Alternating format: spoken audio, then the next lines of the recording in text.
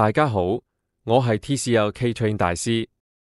歡迎嚟到港之港第31集。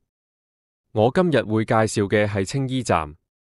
青衣站顏色為淺藍綠同白色，位於青衣清徑路迎翠半島內，喺1998年6月22日通車，係青衣島唯一嘅鐵路車站。青衣站係架空車站，設有7層高平台，有2組雙層嘅側搭式月台，係港鐵系統中海拔最高嘅車站。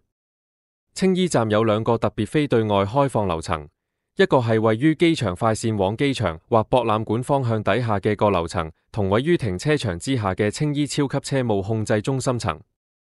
除咗車站主體，車站嘅其中一部分係港鐵旗下商場青衣城，而平台上則係車站上蓋物業迎翠半島。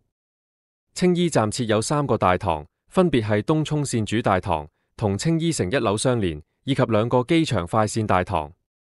有3組車站藝術品分別設置喺唔同大堂，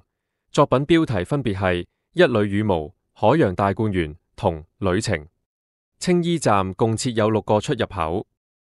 分別係往青衣城2期嘅1出口，往青衣城1期1樓嘅2出口，往青衣市鎮公園嘅 B 出口，往清徑路嘅 C 出口，往青衣城1期3樓嘅 F 出口，同往青衣城1期2樓嘅 G 出口。